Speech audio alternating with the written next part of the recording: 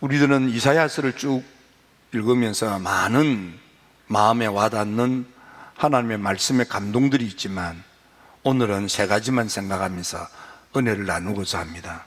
첫째, 이사야가 이사야일 수 있었던 것은 그가 기도 생활에 성공했기 때문입니다.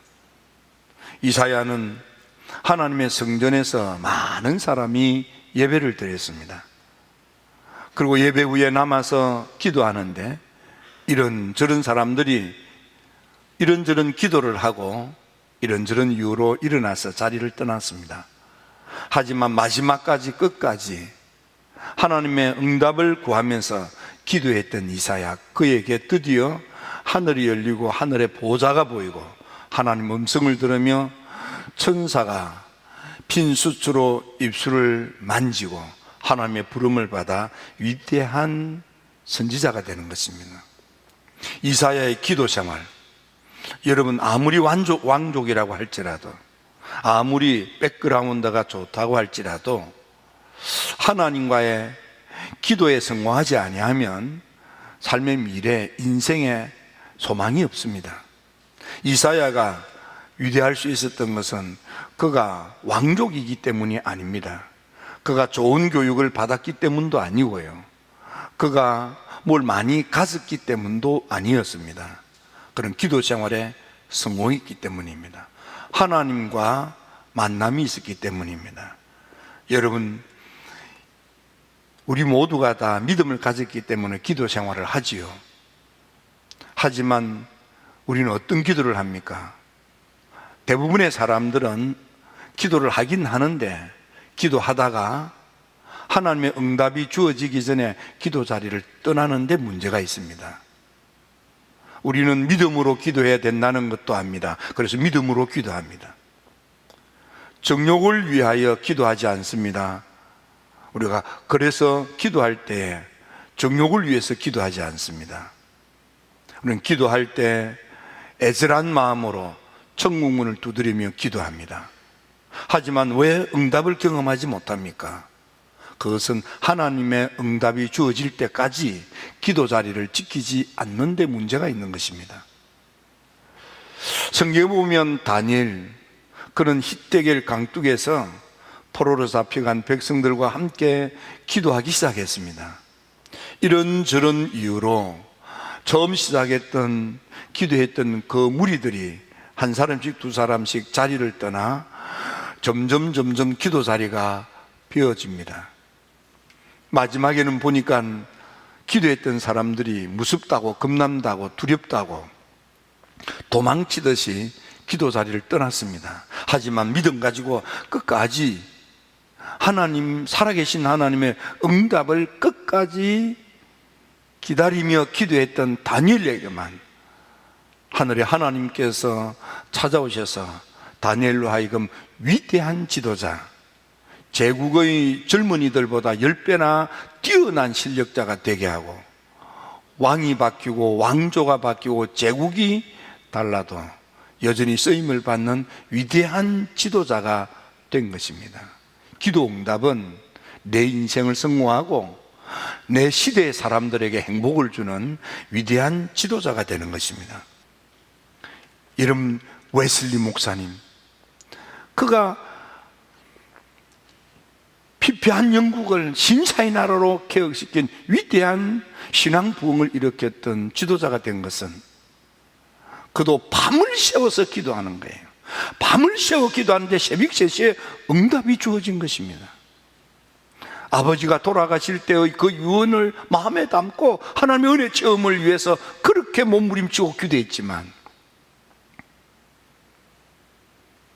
그가 5년 세월을 그렇게 몸부림치며 기도한 거예요.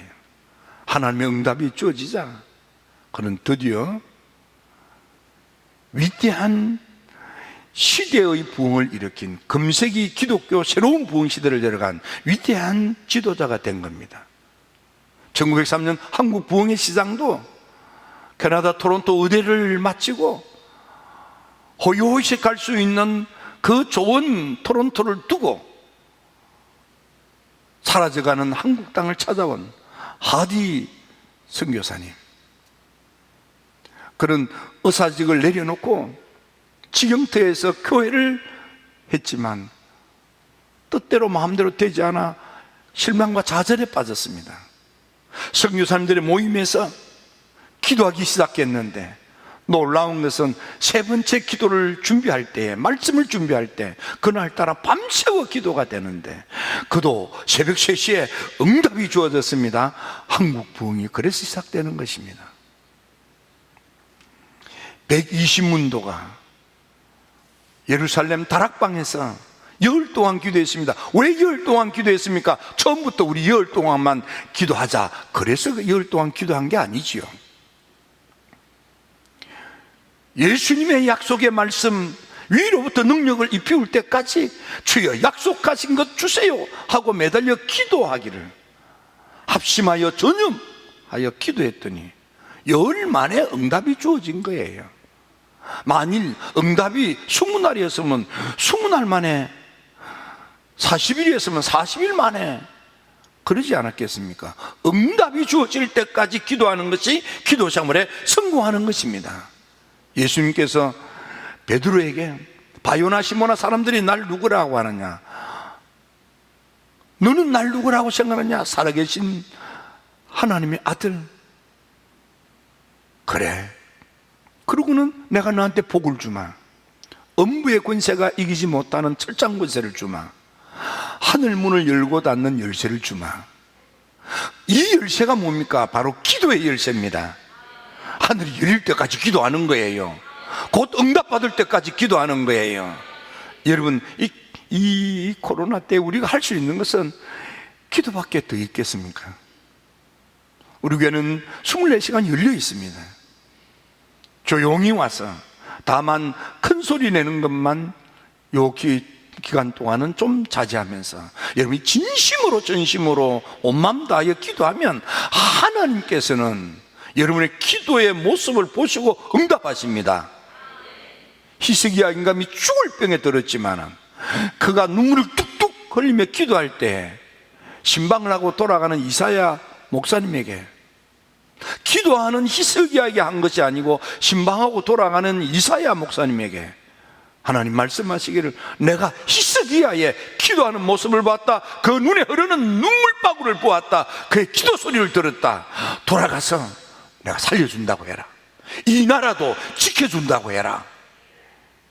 사흘 만에 고침받고 성전에 가서 예배 드릴 수 있게 해주마.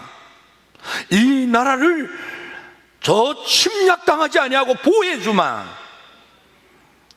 병으로 죽어가는 이사야 히스기야에게 15년의 생명을 건강하게 살도록 내가 축복해주마.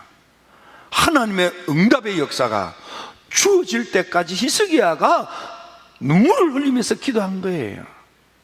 여러분, 이 무더운 여름에 여러 가지 활동에 제약을 받는 이때에 조용히 편한 시간에 주님께 와서 응답받을 때까지 기도하셔서 하나님의 응답으로 여러분의 삶의 문제가 해결되고 여러분들이 후련한 삶을 살게 될지어다.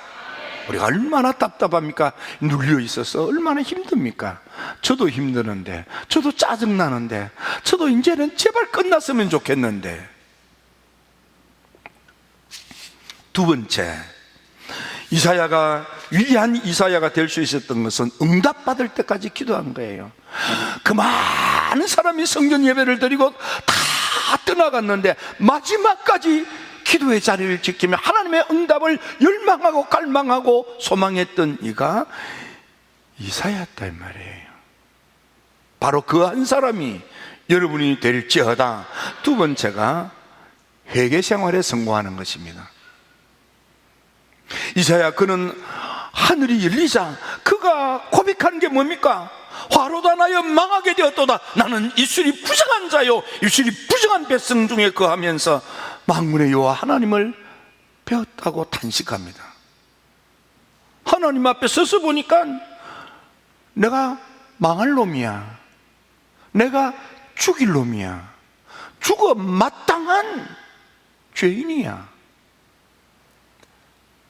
사람이 가장 죄같이 느끼지도 않는 죄가 입술로 저지르는 죄입니다.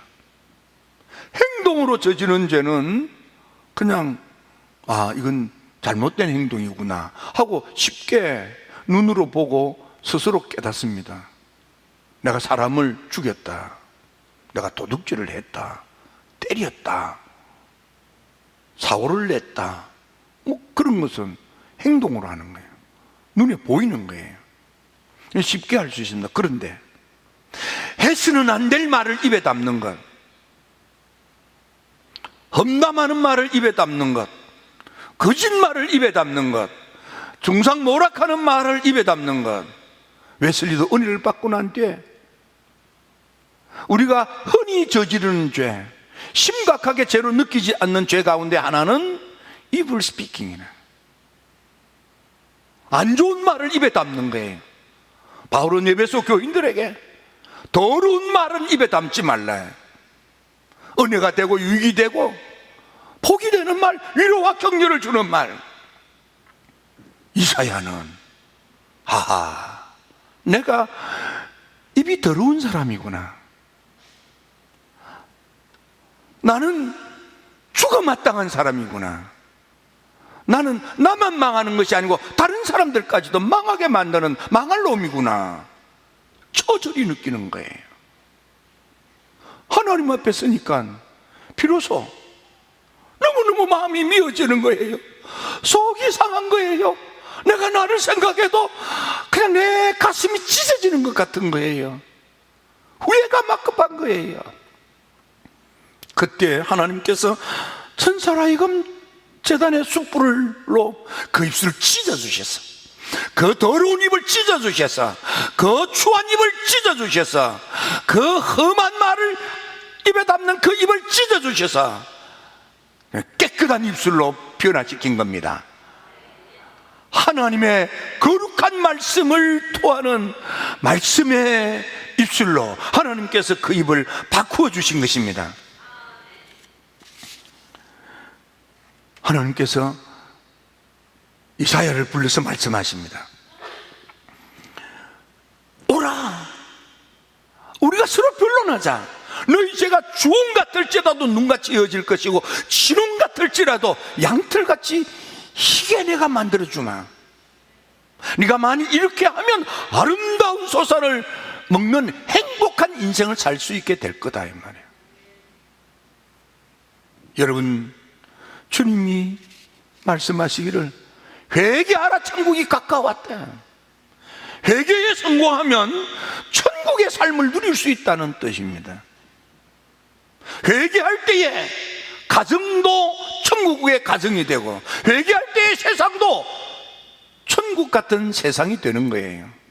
사업도 회개할 때에 천국의 축복을 누리는 복된 사회적 기업, 복음적 기업으로 바뀌는 거예요. 예수님이 요한복음 5장에 베데스다 연못가에 38년 동안 병으로 고통을 받는 환자를 만났습니다. 그의 병을 고쳐주었습니다. 그리고는 그에게 주님이 당부합니다.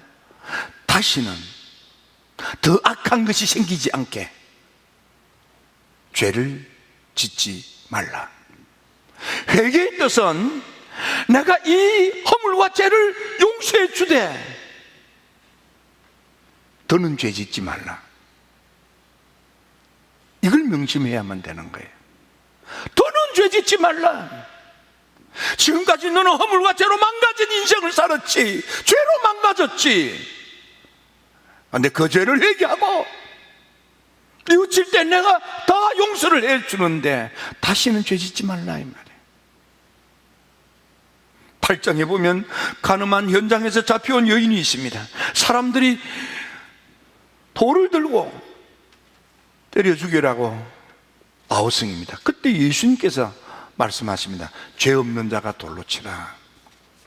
사람들이 예수님의 말씀을 듣고 그들의 양심에 갇히게 되어 한 사람 두 사람 자리를 다 떠나 죽여야 된다고 아우성을 치던 무리들이 다 사라지고, 가늠한 여인에 잡혀 좌절과 절망에 빠진 여인 혼자 예수님 앞에 남았습니다. 예수님께서 그 여인에게 늘 비방하고 욕하고 손가락질하고 늘 잡아 죽이려고 했던 사람들이 있느냐? 예수님 없어요. 그래, 내가 너 용서하마. 다시는 죄 짓지 말라. 회개의 정신, 넌 또는 죄 짓지 않는 것입니다. 다시는 죄 짓지 않는 것입니다. 여러분, 지금까지 여러분들이 바르게 살려고 힘쓰고 애쓰고 노력을 했다 할지라도 만일 나도 모르게 이런 허물, 이런 죄가 있다 할지라도 안 됐지만은 걱정하지 마십시오. 우리 주님께서 여러분의 허물과 죄를 십자가에서 다 그 피로, 그 보혈로 속량하고 대속하고 깨끗하게 용서했습니다. 여러분, 용서받았습니다. 내 가슴이 뜨거워서 용서받은 게 아니고 뭘 신비한 걸 체험해서 용서받은 게 아니에요. 주님이 용서하신 것입니다. 그게 말씀입니다. 그게 말씀 신앙인 것입니다. 예수님을 믿는 나는 용서받았으니 더는 죄짓지 말자. 그런 단단한 각오를 가지고 주여 나로 하여금 경건하게 살게 하시옵소서. 주여 나로 하여금 성결하게 살게 하시옵소서. 주여 나로 하여금 순결하게 살게 하시옵소서. 거룩의 행동이 생활 삶으로 이어지는 것을 열망하고 갈망하면서 그렇게 조심조심 살아가면 되는 것입니다. 이사야를 통한 하나님의 말씀이 뭡니까? 이스라엘 백성들이 누굽니까? 하나님의 사람들이 알지도 못하고 깨닫지도 못하고 슬프다 범죄한 나라요 허물진 백성이요 해각자라고 그랬습니다. 하나님의 사람들이 죄짓고 살았다 그 말이에요. 그러나 주님 말씀하십니다. 내게 오면 내가 다 용서한다 이 말이에요. 주님 앞에서 허물과 죄를 용서받은 사람들은 반드시 다시는 죄짓지 말아야 하는 것입니다. 깨끗하게 살아야만 됩니다. 주님을 바라보면서 믿음으로 성결을 지켜가야만 하는 것입니다. 이는 주님을 앙망하는 것입니다. 주님을 앙망하는 이에게는 하나님께서 내게 없던 새 힘을 주시는데, 하나님의 능력을 주시는데, 하나님의 능력은 나를 성결케 하는 것입니다. 나를 경건하게 변화시키는 것입니다. 나를 거룩하게 만들며 성화의 삶을 깨끗하게 살게 하십니다. 무엇보다도 그 하나님의 힘은 나의 인생을 곤비치 아니하고 나의 삶을 피곤하지 아니하고 복에 복을 더하시며 번성과 번성케 하시는 하나님의 놀라운 축복이 주어지는 것입니다. 세 번째, 이사야를 통해서 또 기억해야 될 것은 일어나는 것입니다. 하나님께서 이사야를 통해서 말씀하십니다. 일어나라, 빛을 발하라. 여러분, 기도에 응답받고 회개의 생활로 죄사함을 받은 자는 일어나라 이 말이에요. 그래서 빛을 발하라고 그러십니다. 일어나라, 빛을 발하라는 게 무엇입니까? 아브라함아, 너 하란에 거기 주저앉아 있을래? 좀 고생이 되고 힘이 들어도 내가 지시할 땅으로 가서 이 땅의 모든 사람들에게 축복의 근원이 될래, 복의 빛이 될래 그 말이에요. 너 하란 땅에서 사업이 잘 된다고 여기 그냥 주저앉아 있을래? 일어나서 고생이 되고 힘이 들어도 그 길을 가서 이 땅의 모든 인생들을 복되게 하는 복의 근원이 될래? 일어나서 복의 빛이 될래 그 말이에요.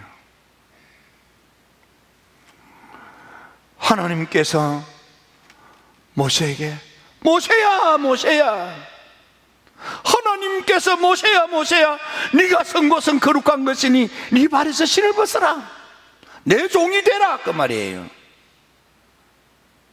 너 여기서 처갓집에서 여기서 언둔하여 편안하게 여기 주저앉아 살래? 너 일어나서 민족을 출애굽시키는 빛을 발하는 지도자가 될래? 아이고, 하나님, 난 과거가 있잖아요. 사람을 죽인 과거가 있잖아요. 그런데 내가 어떻게? 아이고, 하나님, 난 말주변머리가 없잖아요. 하나님, 난 말주변뿐만 아니고 혀가 어눌해서 발음도 시원찮잖아요. 하나님, 내가 너와 함께하리라. 일어나 민족을 출애굽시키는 위대한 지도자로 일어나서 빛을 발하라, 이 말이에요. 여러분, 주저앉아 있는 것은 편합니다. 일어나면 여러 가지 어렵고 힘든 게 있습니다. 그러나 그때 하나님이 함께 하신다고 그랬습니다. 하나님 임마카마, 내가 너와 임마카마, 이마누엘 한다 그 말이에요. 내가 너와 동행하마, 내가 너를 도와주마, 내가 너를 붙들어주마, 내가 너를 만들어주마, 내가 너를 세워서 보배로운 삶, 빛이 되도록 만들어주마. 모세가 일어나는 거예요. 모세의 뒤를 이은 여호수아는 어떻습니까? 그렇게 믿고 따랐던 모세가 죽었습니다. 그치기 짝이었고 목이 곧고 아집과 고집이 대단한 이 백성들을 이끌 자신이 없습니다. 하나님, 나는 학력도 없고요, 하나님, 나는 경력도 없고요, 나는 풋내기잖아요. 내가 어떻게 모세 같은 지도자도 감당 못한 이 백성을 내가 어떻게 이끌란 말입니까? 그는 주어진 임무가 너무 엄청나서 감당할 자신이 없어서 포기하려고 했어요. 하나님이 걱정하지 말라, 내가 너와 함께하마, 다만 너는 좌우로 치우치지 말라, 내가 너와 함께하마, 두려워하지 말라, 겁내지 말라, 놀라지 말라, 나의 오른손으로 너를 붙들어 주리라, 너를 세워주리라, 너를 만들어 주리라, 너를 되게 하리라, 내가 너를 붙들어 쓰리라. 네가 실력이 있어서가 아니야. 나 여호와가 전능하신 하나님이 못할 것이 없는 올마이티 가시, 너를 내가 그렇게 써마. 일어나라는 것은 하나님의 부르심인 것입니다. 일어나라는 것은 넌 나의 사람으로, 나의 종으로, 나의 일꾼으로 살겠느냐는 것입니다. 일어나서 빛을 발하라, 이 말이에요. 예수님께서 12제자를 부르십니다. 너 지금까지 해왔던 것처럼 업으로 물고기를 잡아서, 그래서 업에 성공해서, 베드로는 업에 성공한 사람이에요. 너 거기 주저앉아 있을래? 어렵고 힘들어도 나의 제자가 되어서 복음의 위대한 사도가 될래? 채관에 앉아있는 레위에게 나를 따르라. 너 거기서 월급 받고 편안하게 주저앉아 살래? 어려워도 힘들어도 나의 제자가 되어서 복음의 사도로 빛을 발할래? 제자들은 곧 적시로 머뭇거리지 아니하고 주님의 부르심에 아멘, 아멘, 위대한 사도가 된 것입니다. 힐답의 성도 여러분, 하나님의 뜻을 이루어 이 어두운 세상에 빛을 비추어 나라와 민족, 국민, 이 시대를 살아가는 모든 사람들에게 희망과 소망을 주는 빛이 되십시오.